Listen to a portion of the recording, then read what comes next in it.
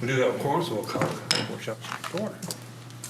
Mayor and Council, tonight Chief Kerbo and Linda Lyons are going to share information with you about our public safety radio system and the option of moving towards a digital system. We did talk about this during the budget process. You'll remember we talked about the fact that the cost, as we understood the cost at that point in time, could be paid for via tax anticipation notes if the council chose to issue those tax anticipation notes. The chief since then has had more conversations with the county and Motorola, and there is potentially another option to look at as far as financing, but what I'm really going to ask for you tonight is to listen to the chief and make a decision if you want to move forward. Then we're going to come back to you with some alternatives for financing. With that, I'll turn it over to the chief. Thank you, Ms. Barrett. Mayor and Council, we'll talk a little bit about the radio replacement, and I'll try to go quick so that we don't compromise your time too much. But I do want to introduce Linda Lyons from our staff. Linda, will you stand up? Linda joined us in 2008 from Ida County, Idaho, which is where Boise is based, and she has an extensive amount of experience in a public safety dispatch center, not only as a manager, but also dealing with dispatching for multiple agencies, both cities and the county, of course. So she came to us with great experience in 2008 with over 25 years. Then she's been with us since then and has a lot of experience in this area. She will do the, pardon the pun, the lion's share of this presentation tonight. But I just wanted to give you in the way of an introduction. Currently what we're operating with now. We do have a two-site simulcast 800 megahertz trunked radio system, which is analog. The typical radio frequency that goes out and reaches the cars and the portable radios that our folks use. We have 9 frequencies that are at our disposal. Seven of them are licensed to the city of Louisville, and the other 2 are licensed to the city of Coppell. One tower site's located off of Keeley near the sewage treatment plant road, and that's, you remember the tower that we built in conjunction with Denco in Denton County several years back, I think 2009, somewhere in that area. And then the other side we lease from the Denton County Sheriff's Office off at Rockledge Park, which is Grapevine Lake. So those 2 sites gives us additional coverage to cover all the cities that are on our system. And those cities are Flower Mound, Highland Village, Coppell, and Lake Dallas Police Department. They basically lease space on our system to operate their public safety radio system with. Now we do know Coppell is planning shortly, it could be as early as this next summer, to join the Carrollton Farmers Branch Addison system that they're going to put into place. That's a digital system also, and they're planning on taking their 2 frequencies with them. Nevertheless, the 7 frequencies that we have is more than adequate for the demands that we think that are going to be on for us. And that change is probably largely driven by the fact that they have a combined dispatch system now. So all those cities have a central dispatch that is operational. Not yet. Yeah, it's supposed to be shortly after the first of the year. So we've identified 4 big reasons why we need a new radio system and need it probably sooner rather than later. Number one, that change in our neighboring radio systems, our ability to interop with other agencies, and particularly from the fire service side, quite honestly, because they day to day have different response scenarios based upon the location of the incident that they're notified about. And so you might see a Coppell Fire Agency or Plano or Flower Mound Agency respond to a Louisville call and vice versa per their arrangement. We know that much of our infrastructure equipment is approaching end of life, which means the manufacturer will no longer guarantee some serviceability of that equipment at a certain point. We think that year is 2018 for all of our equipment. We are annexing future growth out in the east part of Louisville. We have some coverage issues there that a P25 or a digital system would help us with. And then that digital technology provides some functional improvements and enhancements that we think we can take advantage of now. So to explain each of those reasons, I'm going to let Ms. Lyons take over from here, and I'll do the slide when you need it done, Linda. Okay, thank you. So of the 4 reasons, the first is that our neighbors are outpacing us as far as migrating from an analog system to digital. Grapevine, Frisco, McKinney, Allen, Plano, and the Colony have migrated to digital systems. And Denton County in this summer signed a contract to go to Motorola, and they should be digital right after the first of this year. Carrollton Farmers Branch, Addison, and Coppell signed a contract a year and a half ago, and they're expecting to move to their digital system this summer. When all of our interoperability with digital systems with our neighbors is in the portable and mobile radios. So as long as we have a digital radio, we can communicate with our neighbors. Their talk groups or channels are programmed into our radios, and we can talk to them. The interoperability breaks down at the dispatch level. Our dispatch consoles are not able to be upgraded to digital, and so we can't talk to our neighbors when they go digital. If you have a pursuit that's going from one community to the next, we lose it. We cannot pick it up from a digital neighbor, and we have to rely on a portable radio or the officers out in the field for that. So we still have some interoperability. Our firemen can respond to the colony, and as long as they have digital radios, they can talk to the firemen at the colony, okay? Well, Chief, I'm sorry. No, do you go back? Yeah. The other thing about the interoperability with our neighbors, when Carrollton does go digital this summer, we'll lose our backup ability. We'll lose a layer of our redundancy.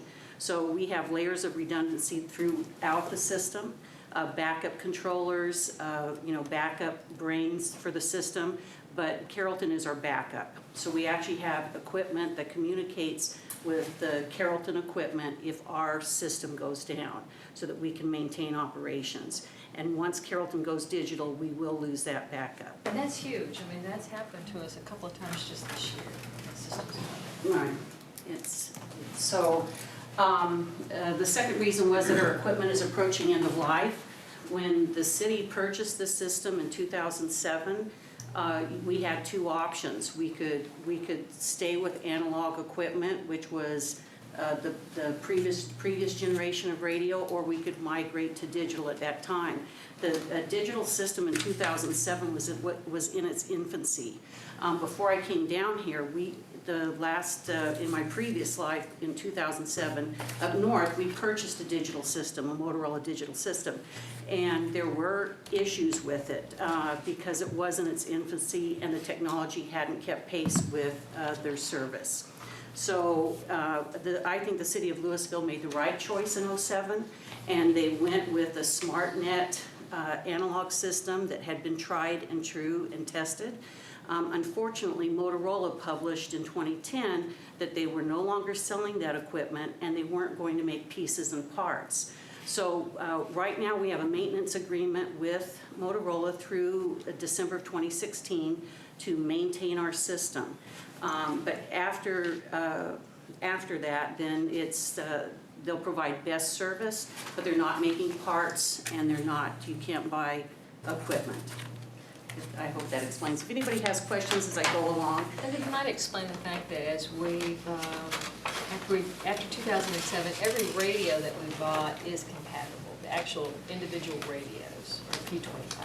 Right. Since I've been here and a little bit before, even starting with the rebanding project, which was the Sprint Nextel rebanding project, the radios we have purchased are digitally capable. In 2007, 8, and 9, when we were purchasing radios, to make them digitally capable cost an additional $1,200 per radio for software, a flash. And so there were radios that we were purchasing in 08, 2009, 2010 that we did not spend an additional $1,200 per radio for that software. And the thought at the time was, we don't know when we're going digital. We don't know if we'll have this radio that already cost us $4,000. We don't know if we're going to have this particular radio when we do go digital, so we didn't buy flashes for every radio. Now, the fire department in the last 3 years, every grant that we had to purchase radios, we made sure that they were digitally capable. And so right now, all of our first response engines and the majority of our subscriber units, our portables, are digitally capable for the fire department. And for police, the mobiles are digital capable, but most of the portables for the police are not digitally capable right now. Or I should say digitally capable, but not digitally enabled. Next slide. Okay, yes, okay, so Reason number 3 has to do with as we grow and as we expand, especially eastward, we're noticing that we do have some coverage issues. When our firefighters are fighting a fire in Castle Hills, radio operations are less than adequate. And so this map right here, most of the maps that we're going to show tonight in the PowerPoint are in building coverage with a 10 decibel loss for building penetration. So, and these maps were provided by Motorola. So this one right here is as our system currently is, and the white areas are the areas that you don't have coverage, and the shaded areas are where you do have coverage inside of buildings. And a 10 decibel loss, that would be a residential structure, where a large commercial structure would be a 20 decibel loss. And your mega complexes like the mall, where you have buildings inside of buildings, that would be a 30 decibel loss. So this is just residential coverage. And you can see this is our Castle Hills area. And this is an area down by the mall and our large apartment complexes. So if you were just seeing a street coverage, that if the officer or the fireman were out in the street, it would be shaded throughout that area. But as soon as they go inside a building, then they're having issues communicating with the system and with each other on the radios. So the 4th reason, the final reason for migrating, is that digital technology now has improved to the point that there are additional functionality we'd like to take advantage of, and also some safety features. I compare the digital progress to purchasing a flat screen in 2007 and going out and purchasing a flat screen today. The technology, or a smartphone from 2007 and a smartphone that you have today, the advance in technology. Now when you buy a portable radio, it will possess Bluetooth, it'll have GPS, so when a firefighter transmits the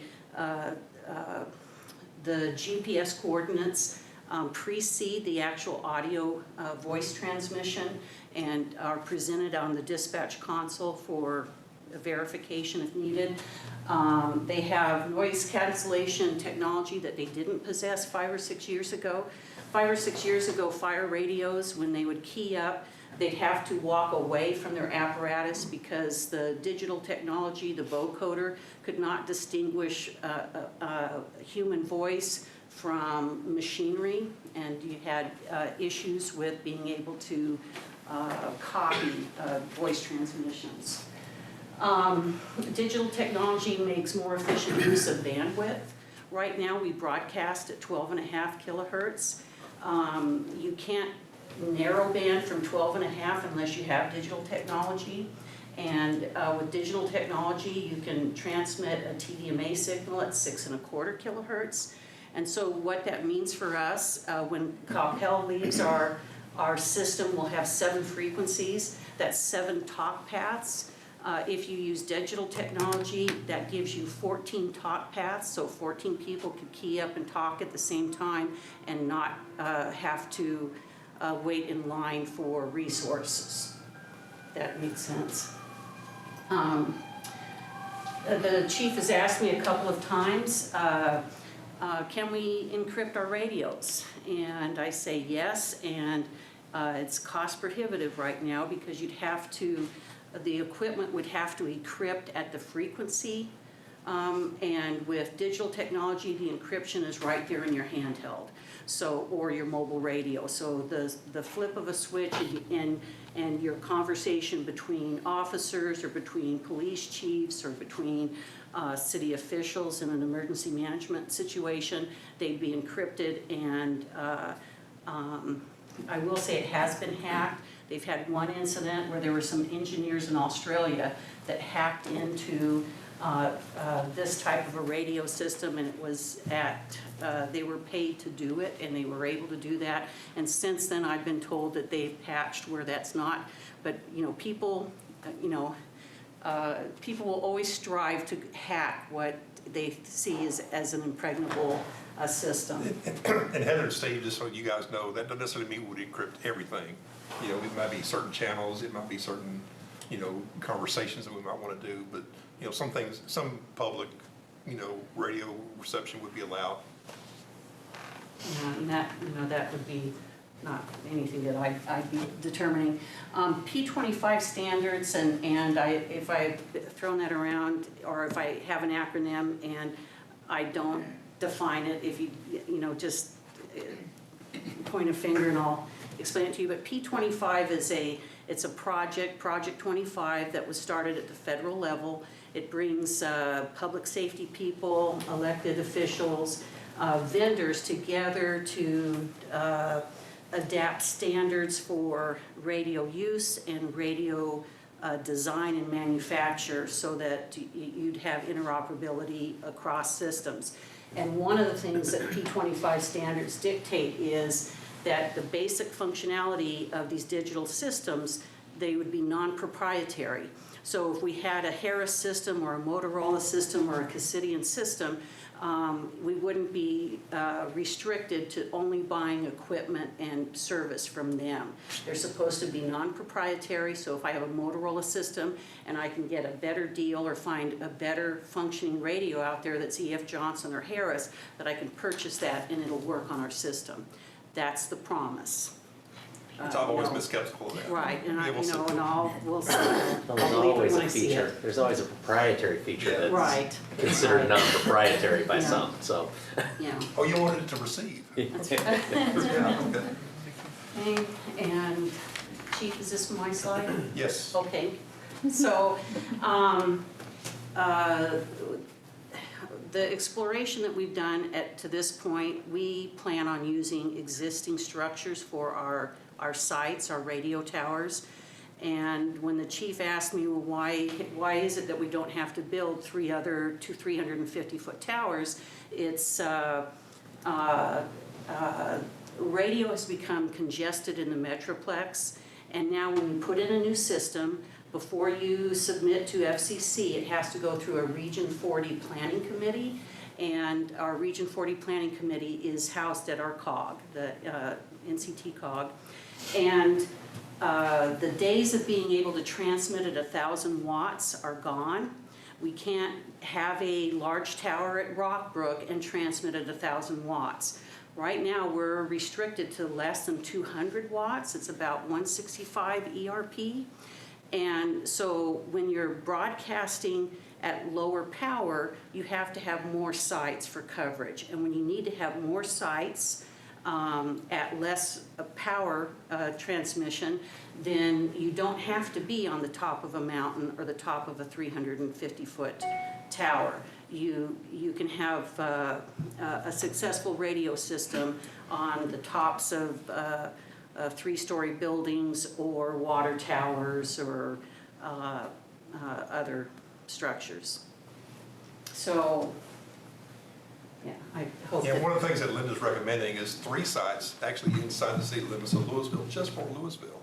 Not counting on, you know, what Flower Mound's needs might be, or Highland Village, or Lake Dallas PD if they were to choose to stay with us. So an example is this screen that we have next that shows the 3 locations that we would identify as being those that gives us the best coverage.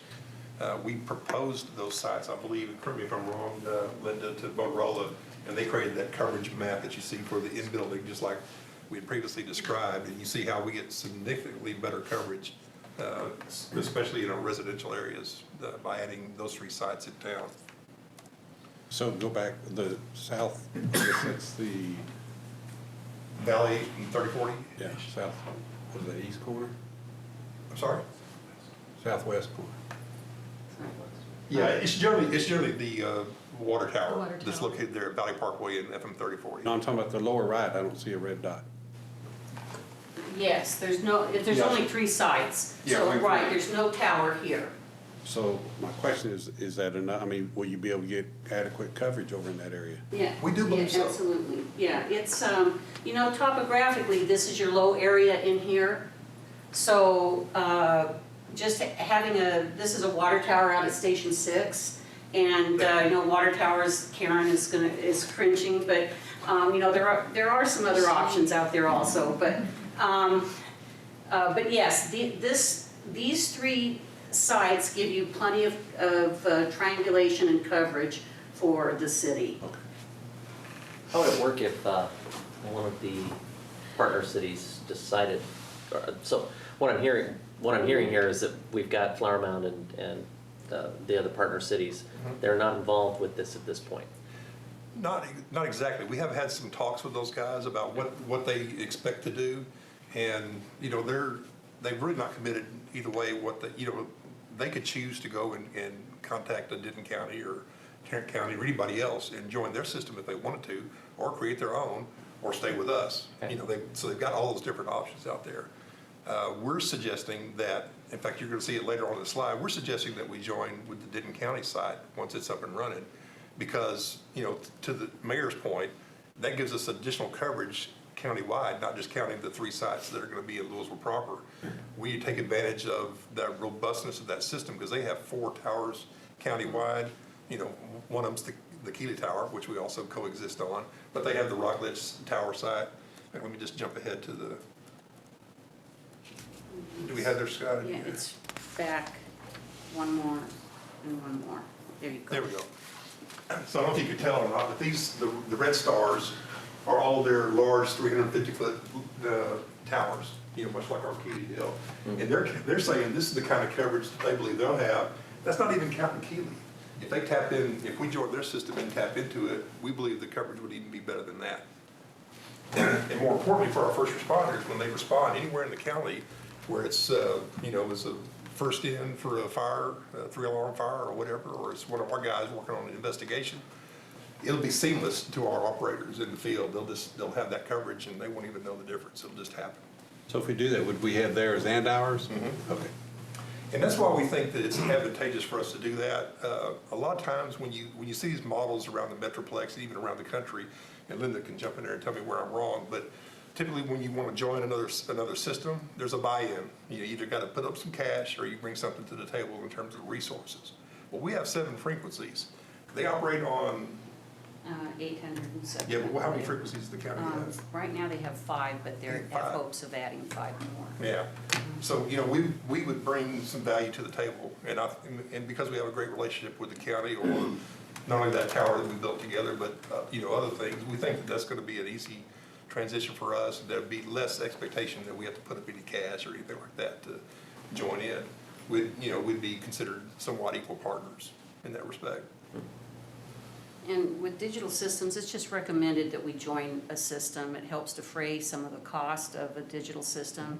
We wouldn't have to buy the core or the brain, and a brain is $900,000 to $1 million, plus the additional maintenance of that brain or core. So we looked at Tarrant County, we looked at Carrollton, we looked at Frisco. They all have, those 3 have varying models for pricing, what it would cost us to join the system.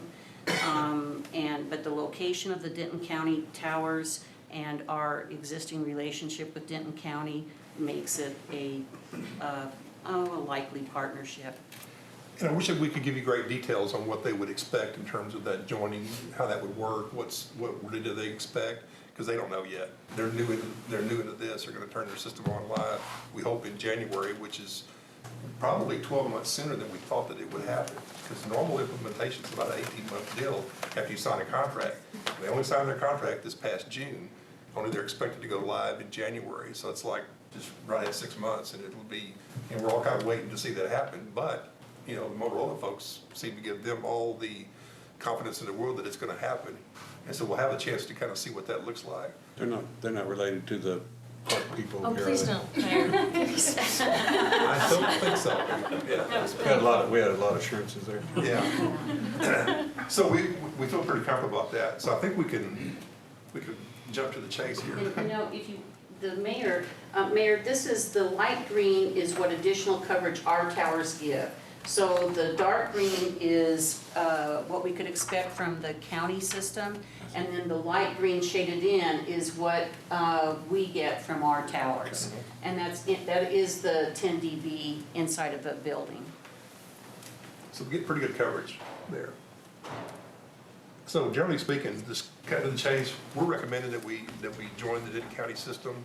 There's a number of assurances we want to make sure that we have from them is that, number one, we don't expect to have a big buy-in or anything, no cash out, that kind of thing. We obviously expect that we would have to foot the bill for any of our sites and some of that infrastructure that we have to have in Louisville, but we can save a little bit of money initially with not having to buy that core, which could be as much as $1 million to do. It gives us countywide coverage, which I think is extremely advantageous. It should serve us for years to come. You know, the downside is you talk about $6 to $7 million potentially to have to do this. And then the ongoing maintenance, that's the other way they kind of get you, is the maintenance. It could be as much as $250,000 a year at least to maintain. Now you get the first year free under the warranty, that kind of thing, but then we're talking. How much a year? How much a year? $250,000. And currently we're paying $97,000. Yeah. And we paid as little as $50,000 for a couple of years there, but we did a lot of the legwork ourselves. And the reason for the increase is that with a digital system, you're using basically computer components to maintain your security. There's software patches that you're paying for software every year. And just you're not talking about old RF equipment. It's like a 57 Chevy. You know how to take it apart and put it together and it lasts forever. Now you're dealing with more computer components that need to be replaced on a regular basis. So, again, we don't really know what the partners on our system currently are going to want to do. You know, they would be free to negotiate a separate deal with Denton County or Tarrant County or, you know, any of a number of those larger systems around the area that could give them the kind of coverage that they need. Tarrant County seems to be one that would be, you know, kind of smart for them to sort of look at because they're, you know, it's a neighboring county to them and they work with Tarrant County a lot. But, you know, they could do that, they could stay with us. Obviously, any of these guys that chose to stay with us, we create some kind of a cost model to, you know, lease space off our system, much like we have in the past. And we obviously don't know what that would be just yet, but once we have some costs, we could certainly come up with that. The negative to it is that if those agencies all decide to get off of us, off our system, that's a negative revenue of about $37,000 that we typically bring in from those guys paying that lease. They're paying basically by the month per subscriber unit, per mobile radio or portable. It's just a flat rate.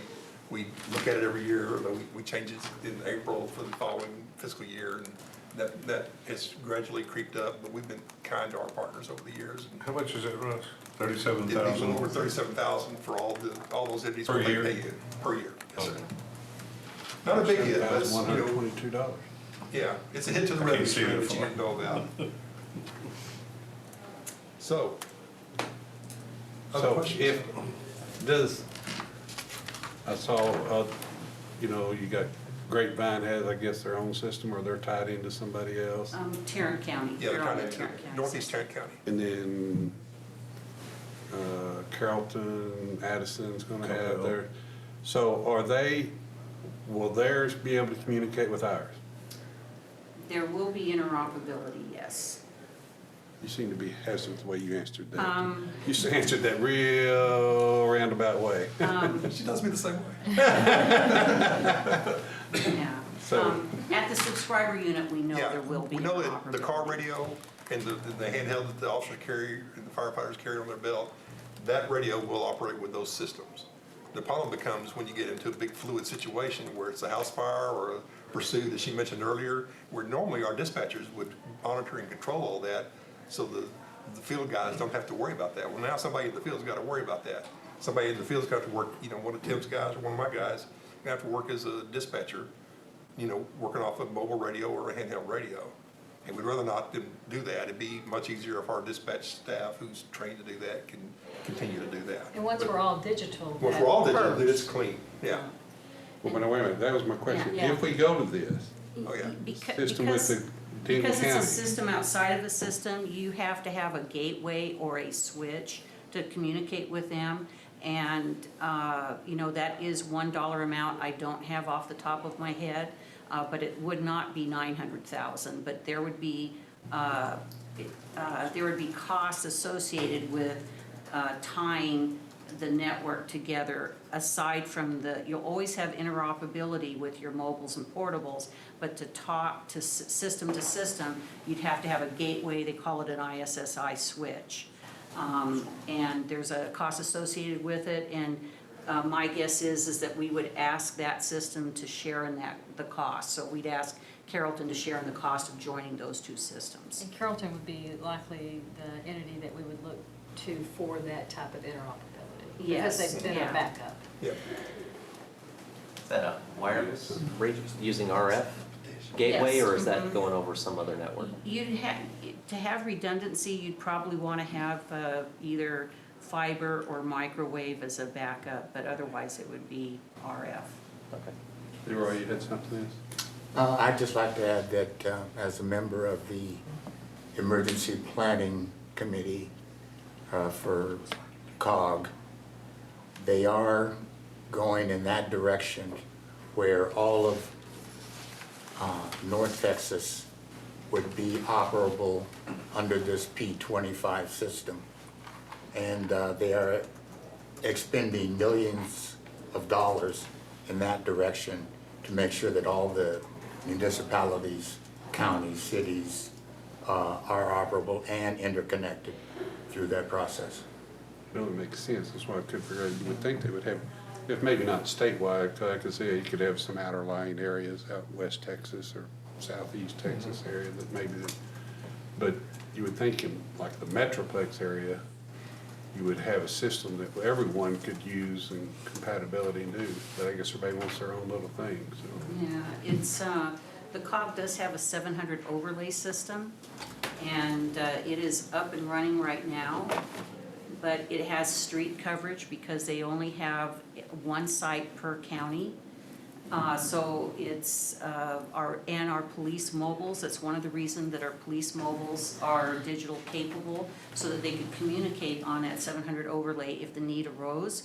But like any state or region system, it's not for general communications. That's for when a plane hits the racetrack over in Tarrant County and emergency providers from all over the Metroplex respond there, they can coordinate at a high level on that 700 overlay. I believe there's only four 700 frequencies for the county use on that 700 overlay system. So it is a layer upon layer of interoperability. It's one of those things, we all knew that it's like a game of dominoes. Somebody's gonna choose to go digital and it's gonna affect the rest of us, and that's pretty much where we are. All the while, we squeezed just about all the value and utility out of the current system that we could possibly get, I think. So, but you really don't have the pricing and deal yet? It says you're gonna do that the 15th? We're gonna have, yeah, we can only estimate at this point what that would actually be, and we don't know what Denton County's pricing structure or joining, agreements or whatever would look like exactly. Hopefully we'll know that soon. We've been pumping them to try to get them to give us some kind of an idea of what they want to do. We think they're leaning towards the kind of model that Plano uses, because they share a system between Plano, Allen, and the Colony buys in their system as well. And so there are cost models out there that they don't have to reinvent the wheel, but we just haven't gotten them to commit to what they're going to go with. What we want to look at the 15th meeting is a comparison of the different financing options. Can you go to that slide for us? Come on, this one. There we go. So there are a variety of ways to fund it. Back at budget time, we talked about a cost of around $7.5 million, I believe was the number. Now preliminarily, it looks like it's closer to 6.5, somewhere in there. Somewhere close. Less expensive because again, we're not having to buy the brains. But I did just hear about that interoperability piece that I wasn't aware of, so. We'd like to be able to communicate in the mall, and that would, might be another $100,000 for a BDA. I mean, there's. Can't you guys commandeer a cell phone like you do a car? Yeah. There's the thought. And what I want to do on the 15th, we haven't had a chance to analyze one of the options, and that's a lease purchase, because we just found out about that fairly recently. So I'd want to be able to spend some time analyzing that lease purchase against the other forms of revenue that we could use, tax anticipation notes, or actually your general fund reserve, excess reserve balance also. So Since you're moving more to software, you're gonna have a lot more total cost of ownership, little numbers sitting out there to watch for. So I'd be very interested in Huh. making sure that we've got that all gridded out. that's what we want to walk through very carefully. Hopefully we'll have it by the 15th. If we're not totally confident, we'll delay it again. I mean, if you do look at a lease purchase, would it necessarily mean your money would have to go to purchase of that plan, or if they made improvements to a plan and could use that money, your lease money, to apply to a newer plan model that they come up with? I don't know if I have enough information to answer that question tonight, But you see Mayor, what I'm but we saying? can look at that for you.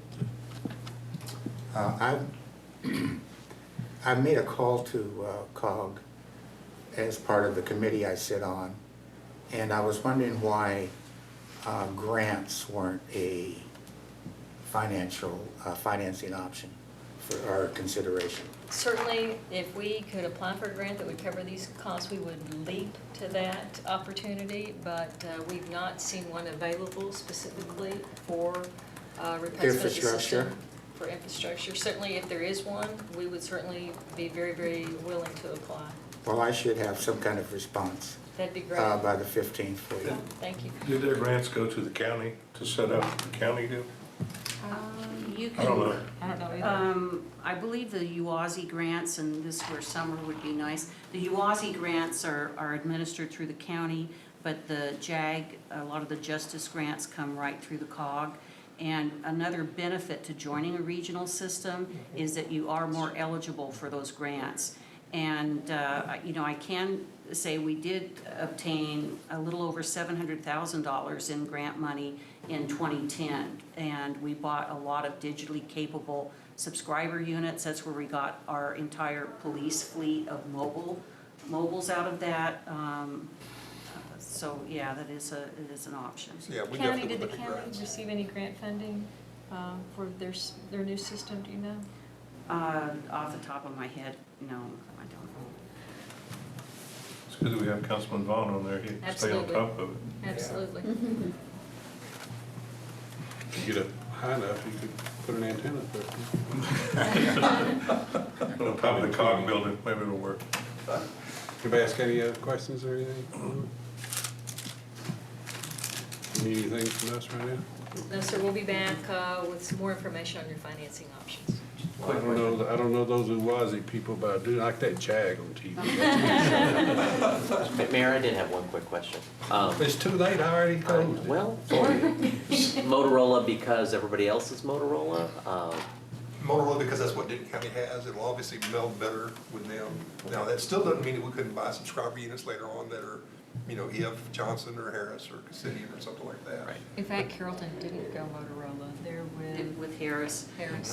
And you could, technically, we could ask for bids from any radio provider out there that would be interested. So we could take bids from Harris. Well, I just don't know what the breakdown would be versus feature set, and what's your percentage of cost in Yeah. handsets versus the controllers. Yeah. So, you know, if it's a big chunk, then that's great, but if it's 10% for the handsets, then, you know, it's all sunk in the controller. I don't know. I'll look for that information when you get it to us. If you're interested, I do have the Denton County breakdown because Harris did bid on their system, Harris and Motorola, and it is broken down by subscriber units I'd be and stuff. curious. Don't Okay. break your back, but Okay.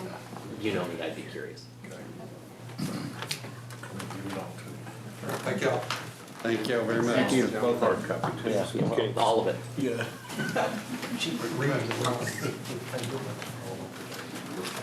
Yes. Okay.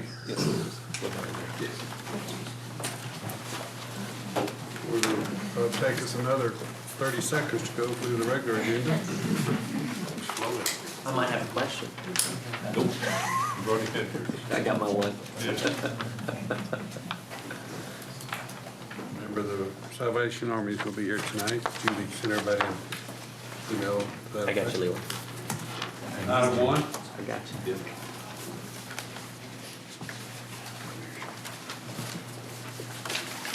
Item 2.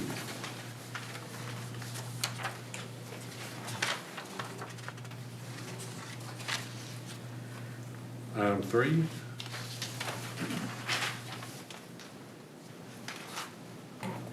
So Valley Ridge, estimate is 22 months of construction, and hopefully this will be kicking off December, January timeframe. Long time coming. Yep. Item 4. This is the public hearing, calling a public hearing on the service and assessment plan related to the Josie development. You'll see a number of documents on your 15th agenda related to this PID.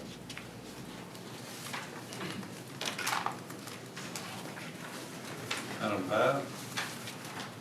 This is very good news. We've been working with University of North Texas in relation to being added to the core lease for Leela. Karen Wallace is here tonight to help answer any questions you might have. She's been working with us on this project. We had a meeting actually just last Tuesday. The University of North Texas said yes, that they will approach the core and they will request that we be added to the lease agreement. And the best news that they had for us was that I told you at budget time that the UNT was not going to be able to pay for the salaries of the employees, that would be the city responsibility. And they have come through and they are going to be paying for those salaries. So our money now can be used for operations and capital, and all that will be on items that are approved up front by the city.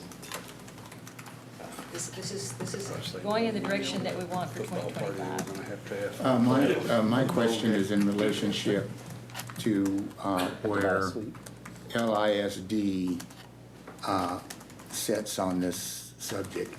They are on the lease currently, Yes, sir. correct? That's correct. And so basically, it seems like we're dealing with UNT as far as getting on the lease. So where does that put LISD if we do get on the lease, or what are their responsibilities or financial obligations if we become part of it? It seems we're asking UNT, but I'm not clear understanding that we're asking LISD. We have actually talked with LISD staff also, and at this point, there's been no opposition to the city being added, because remember, LISD has never been really a financial player with Leela. Right. They actually pay a participant fee for their kids to actually be able to tour Leela, but they have not contributed heavily financially, and I think that's going to continue to be their position.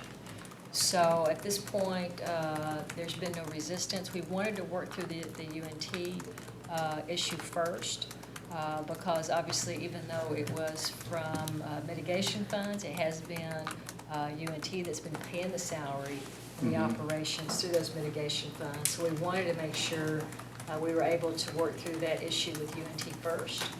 But that doesn't mean we've ignored LSD. We have had some preliminary conversations, and we are trying to set up a meeting this week or the next to get the final agreement with them. But UNT will move forward and submit that letter to the Corps. Some early discussions with the Corps is that the Corps sees no reason not to add the city. So what is your anticipation as far as financial support for this project going forward? It seems like UNT and the city are both increasing their financial obligations to the project. And at this point, the $10,000 fee that LISD pays, is that going to increase along with the increase that we're looking at? I think you have to step back and know, or if you remember, the next step in this is development of a master strategy. Okay. I think we have to step back and decide what Leela's going to become. And only once we have that master strategy, then you'll be able to actually look at the overall cost. All right. And how that cost is going to be allocated to the different entities. All right, thank you. Does Liz Dola play into why they're on that core lease? No, that's Okay, separate. that's completely That's separate. completely Okay. separate. Good to know. So I think this is very positive, and it's moving us in the direction that was the vision of 2025. When I was in Austin, Steve and I talked briefly about the city possibly using Leela. Well, the way I put it to him was, instead of us, it had to deal with stormwater is what I was thinking of at the time. Instead of us putting all these, in my words, tanks and pipes in the ground, could we do something with Leela as far as expanding its use? You know, the conferences that the city's been sending me to, I've been getting looks at, you know, systems where they use areas like not wasteland, but Reclamation area. Reuse. Yeah, Reuse. that, you know, with the proper plants and this and that part of that cleanup of the water could be done out there with that. I think Leela can be a lab of sorts for us, certainly in relation to sustainability. Now, certainly the how that property is used has to be in compliance with the core. Sure. And their goal certainly is environmental. And so, yes, as part of the master strategy, we would be looking at those type of initiatives. Thank you, Donna. Steve, did you want to add anything? Sure, Steve. Thank you, Mayor. Anything else? Okay, item 6, they've been asked to table, so we will table that. Nancy, anything? No, sir. Judy? Lynn? Don? Yes, sir. Thank you. We're adjourned.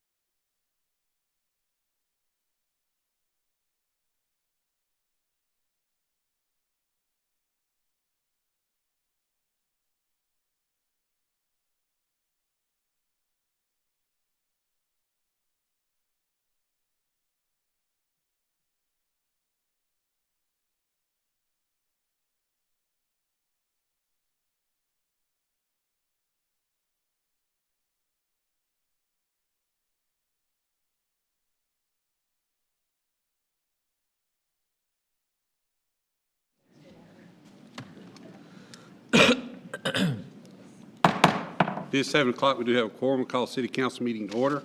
First item on the agenda is the invocation, who will be led by Mayor Pro Tem Gilmore.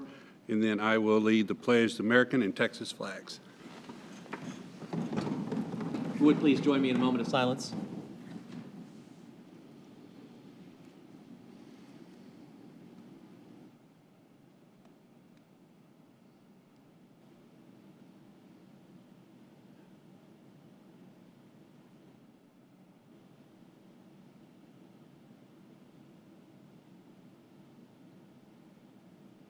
Thank you. I pledge allegiance to the flag of the United States of America and to the republic for which it stands, one nation, under God, indivisible, with liberty and justice for all. Honor the Texas flag. I pledge allegiance to thee, Texas, one state, under God, one and indivisible. Thank you.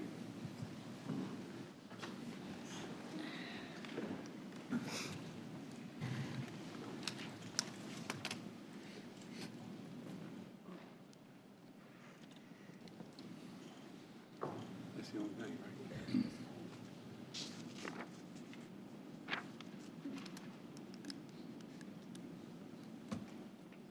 You want to come on down? Oh, good. Good to see you tonight, Good to ma'am. see you. How are you doing? I'm good. Good to see you again. Thank you. We have a very important tradition that we always do this time of the year. And it's just to remind people that while we come to celebrate the Christmas season and the holidays, that there are a lot of people that don't have quite as many blessings as we do. And that those people are in need, and that we need to look down deep into our hearts in the blessings that we have and try to help share those with others. So Sheila has come tonight, and Sheila's with our Salvation Army, and she's local, right across the street over here. And I'll let you say a few words about it and tell a little bit about your Red Kettle campaign, how people can continue to give all through the holiday season. Great. Thank you so much. Thank you for this opportunity. The Salvation Army that is just across the road is a very small centre in size, but we actually have a lot of people that pass through our doors. And this year, we helped over 21,000 people came through the doors of the Salvation Army. So every one of those people found themselves at that point where they felt they needed to come and ask for some sort of assistance or another. And that's very sad, but it's also good that we're there to help. And that's what we try and do as much as we can, to offer the assistance to those people that find themselves in a time of crisis. Our programs have expanded over the last few years, and we're able to help more families. And that's really through the generosity of the community in which we're in. And that says a lot for the communities here in South Denton County, that they pull together to help each other. And they help us to help those that really need that support and help at different times of their year. Our Red Kettle campaign is the time of the year when we can bring in those dollars to assist us in those programs throughout the year. Because of generosity last year, this Christmas time, we will be assisting over 800 families in this local area. And our Christmas program has grown to the extent that we now have to take a warehouse to be able to distribute everything that we and gather everything in that we need for those 800 families, which is in a total 3,600 children will be benefiting from the generosity of the community here. But we totally rely on the donations. People often think that the Salvation Army has this big pot somewhere which we just draw from wherever we are. Well, no, we don't. Everything that we give out to the community, to those families in need, we have to bring in through this community as well. So, so you see, it sort of has to have a balance. So we rely totally on the dollars that come in and the gifts in kind that come into us to help in this area. So if you see somebody out there donning their apron. Would you like to don our apron and ring our bell for the first time? I would be proud. So if you see somebody out there with their apron and their bell, you have to have the bell, and your kettle, they're all set. So just dig into your pockets and be as generous as I know that you are and have been in the past, and help those in our community that really need your support at this time. Well, thank you, and I'll tell you, they're really good. There are several locations. I usually work at the Walmart right over here on Main Street, and you'll see them at several different locations throughout the city. So every time you go by, if you just think about that. I'll tell you another good thing about Salvation Army. What they do is, a lot of times, some agencies don't take things that don't work or things that need a little repair or something. The Salvation Army will take those items, and they will take those items and repair them, fix them. And they are so good and efficient. And if you have something that needs to be picked up, you can call, schedule pickup time. You call at 8 o'clock that morning, and they give you a 2-hour window that they will be there. And they are always on time, that 2-hour window. Now, you know, it's amazing because how many services do you pay for? I'm not going to say to be the telephone company or your cable company or anybody like that. But how many of those services you pay for, they say, well, we'll be here sometime, but we don't know when. I'll tell you, they give you a 2-hour window, and they're always there. So we appreciate what y'all do at Salvation Army and what you do to help others. Okay? Thank you. So right now, I'm going to ask everyone that would like to come forward. Don't feel like you're obligated. But if you'd like to come forward and join me in giving to the Red Kettle Campaign, we'd love to start off our campaign right this year in the city of Louisville. So if you would, come forward. Could you stick that in there for me? I think they're in there, ring the bell. Ring the bell too. We're talking Tinkerbell now. Yeah, Tinkerbell, I like that. Thank you very much.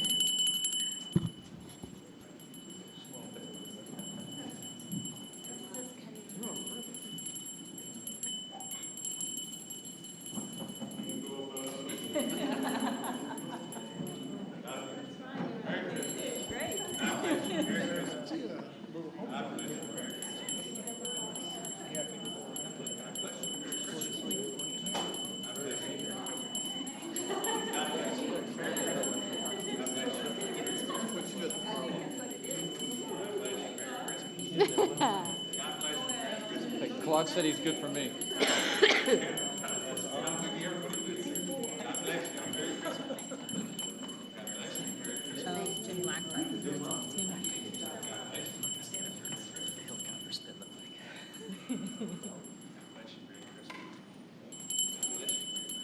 Should have brought my Santa hat.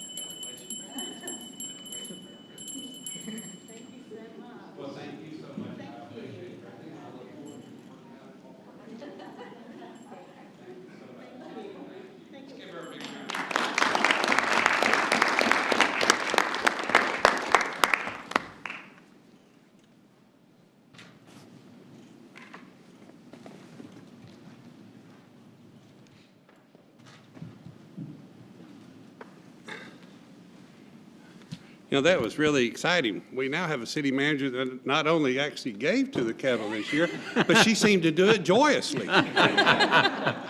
Absolutely, Mayor. Before, not during my time frame anyway. Not mentioning anybody's names or anything, Claude. Okay, next item is Visitor Citizens Forum. At this time, any person with business before the council not scheduled on the agenda may speak to the council. No formal action can be taken on these items at this meeting. Did not have anyone scheduled to speak and did not receive any cards. Next item is consent agenda. All the following items on the consent agenda are considered to be self-explanatory by the council and will be enacted with one motion. There will be no separate discussion of these items unless a council member or a citizen so requests. For a citizen to request removal of an item, a speaker card must be filled out and submitted to the city secretary. Did not have anyone fill out any cards or ask anything to be pulled. Councilman Durham. Second. Have a motion to approve the consent agenda by Councilman Durham, a second by Councilman Vaughn. All in favor? Aye. Opposed? Motion carries. Item 6 is a regular hearing, consideration of a variance to Louisville City Code, Chapter 6, Land Development Regulations regarding waiving the required exterior finish for the Saltgrass Steakhouse located at 801 State Highway 121, as requested by Chris Cooper of Mays and Associates, architects representing the owner. This item has been requested by the applicant to be tabled to the December 15th. December 15th meeting. Councilman Vaughn? Mayor, I make a motion that we approve the item as read. You mean to be tabled Be table, I'm sorry. to the December 15th I meeting? make a motion that we table this item until the December 15th meeting. Second. I have a motion by Councilman Vaughn, second by Councilman Gilmore. All in favor? Aye. Opposed? Motion carries. Reports, Nika. Bob, I caught you, did I? You didn't think it'd be over this quick. Bob. Chief? Yes, Mayor, I just wanted to remind everybody that starting next week, Monday, December the 8th, Santa has worked us into his schedule again this year, and we'll be out riding on the fire truck, making it through all the neighborhoods in our city, all the apartment complexes and mobile home parks. This will take place over about a 2-week period from the hours of 6 to 8 each evening. If people want to try to get an idea when they might be in their neighborhood, you can just follow us on Twitter. We'll be trying to get that information out every afternoon as to the areas that he will be driving the streets. And look forward to you coming out and riding with us if you get a chance. And hopefully that his schedule won't get so busy that he'll change his mind, and he will be here starting next Monday. Sounds great, Chief. We certainly do appreciate y'all taking the time to chauffeur Santa around, because I know all the citizens, not just the kids, but all the citizens. My mother enjoys it too. So, Linda. I just wanted to let everybody know, I think we might have sent something out, but just a reminder that on December 12th, on Friday, throughout the lunch hour, we will be having an open house at our employee fitness facility. You will have an opportunity to see police and fire hard at work with their CrossFit, keeping them in shape to be able to fight fires and fight crime, and to see what we have going on the other side of the building for our civilian folks. And so we'd love for y'all to come out. Anyone that's interested in an exercise class, we'll be starting some up, and you're all welcome to come join us in some fitness activities. So I'll get you I believe it's 11:30 to 1, but we'll make sure the details come out to you this week. They're going to have turkey dressing and pumpkin pie? Everything but the I believe we're going to have healthy sandwich, light snacks. Chief. Yes, sir, Mayor. Of course, this is Cyber Monday, and I just want to remind everybody a couple of things.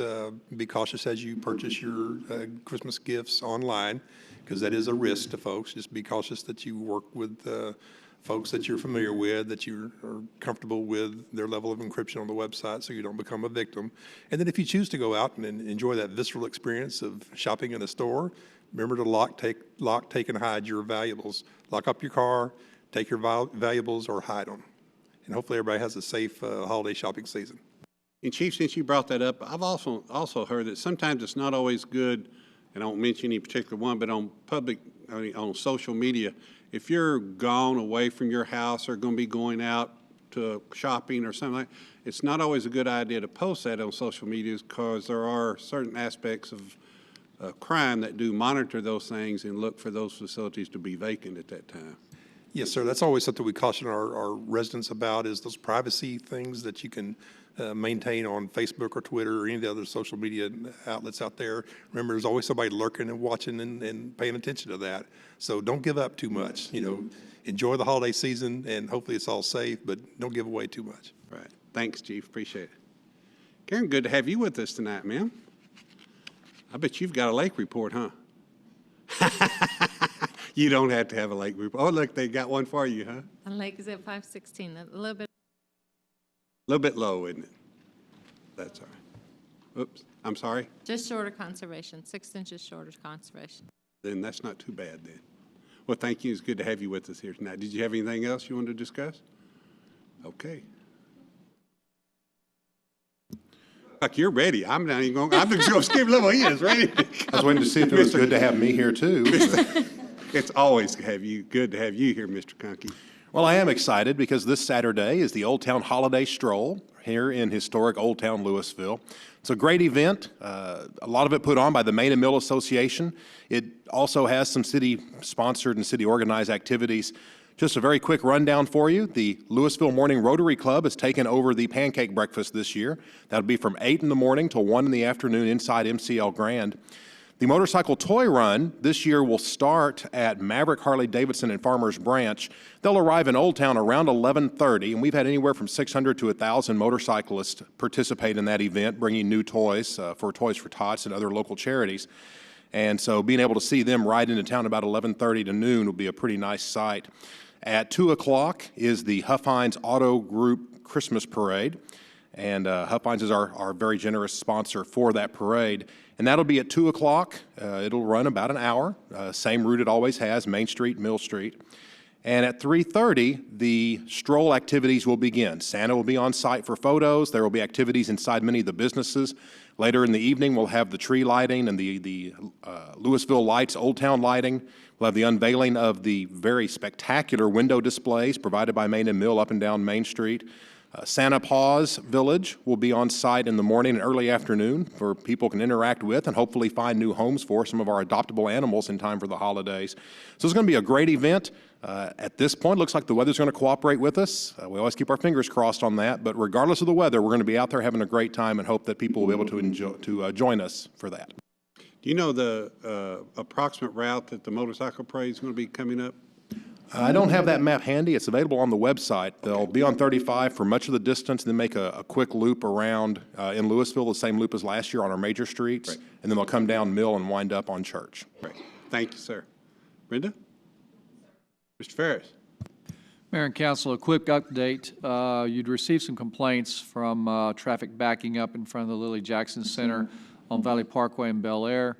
The contractor is winding down those improvements. They were supposed to implement the 7 a.m. on-site queuing this morning. I do not know how that went, but this week for sure they should implement that and should have a lot of the complaints addressed for Valley Parkway. And also this Friday, the city is losing a long-term employee. Dolores Robinson will be retiring in her 34-plus years as in the fire service. So there'll be a reception at the community room at 2 o'clock. To honor her service. Thank you. I just want to say thank you to you and all your staff that worked so hard in the last couple of weeks getting some of the rental facilities in the city up to code and helping those citizens that were in some dire situations. We appreciate that. I know it was a lot of long, hard hours for you and a lot of your staff, and we appreciate that greatly. If you'd pass that on, we'd appreciate it. Mr. Backus. Councilman Durham. Nothing, Mayor. Councilman Gilmore. Mayor, just a couple small things.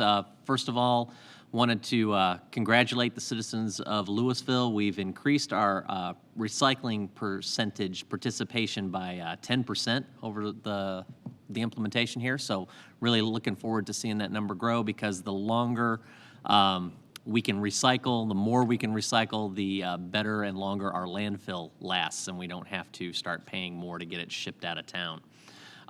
Also, here in the spring, if you're in one of our apartments, there will be apartment recycling throughout Louisville, so you'll start seeing that being implemented in the spring. Since Councilman Ferguson is not here, briefly, I'll remind folks that on December 12th, there's somebody else doing something like this for Mr. Ferguson, so there we go. That's all I got, Mayor. I love the subtlety we have in this town. It's so great. Oh, there he is. That was what I said. He's here. You popped in. He popped in. Kind of like Santa. It is. He is like Santa. He's like It's Santa. outstanding. He's like Santa. Ms. Barron. I do, Mayor. I want to take an opportunity to thank Brenda Martin and the employees in the Finance Department, and Melinda Goller and the employees in Human Resources. We did go live on our New World implementation in both Finance and HR, and I will tell you it was amazingly smooth, and it's been just lots of hours that have been spent on that system implementation, and I just wanted to thank everybody. Good to see you, Councilman. You have anything, sir? Yes, sir, I do. First of all, I'm not sure what Councilman Gilmore was alluding to, so if I miss it, you'll have to come back and put it in. Oh, I was just gonna list a couple of the big ones coming up in the next couple of weeks. Oh, okay. At the MCL, but you got it. See if I get it. We have Coram Deo Academy presenting Aladdin and the Curious Savage December 4th and 5th. There is a grand stand-up comedy series entitled Christmas Bingo on December 12th. That's presented by the MCL Grand. Of course, we've already talked about the holiday stroll on December 6th. Healthy You, education that focuses on you, presented by Medical Center of Louisville. It's a continuing series, and that particular one will be presented on December 11th. And then, of course, acoustic jam presented by the Visual Arts League every Friday night, usually in the Arts Gallery, but sometimes that moves around. Art exhibits, we have I'll Be Home, Memories of World War II. This was something that citizens were invited to donate objects and photos to, so I don't know if that opportunity is still open, but it might be.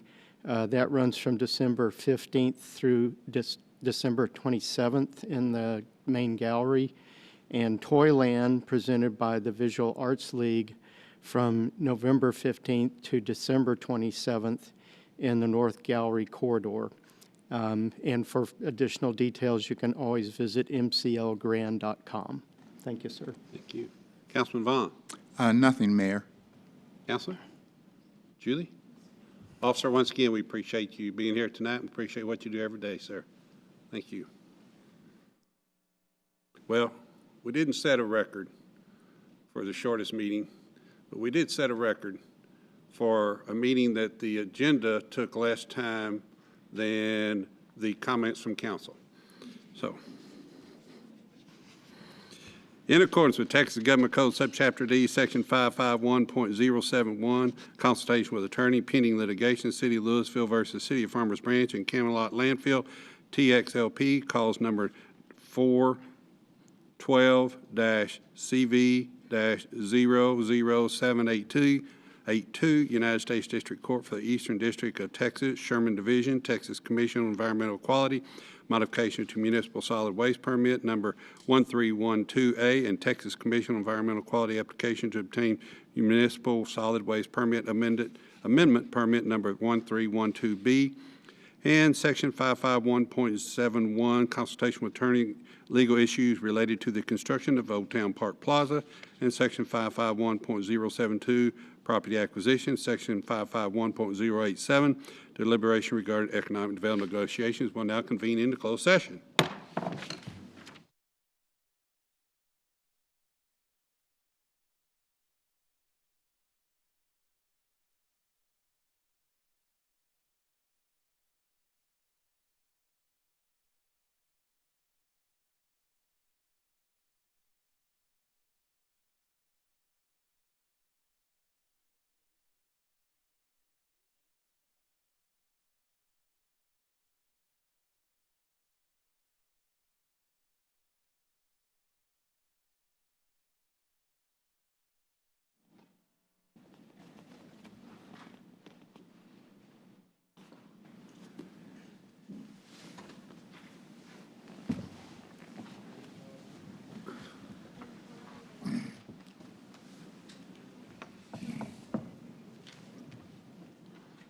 We'll convene back into regular session. Council, is there any action to be taken? Yes, Mayor. I move to authorize legal counsel to resolve the issues outstanding in cause number 4:12-CV-00782. Have a motion by Councilman Ferguson. Second. Second by Councilman Durham. All in favor? Aye. Opposed? Motion carries. Move to adjourn. Motion to adjourn by Councilman Ferguson. Second. Second by Councilman Gilmore. All in favor? Aye. Opposed? Motion carries.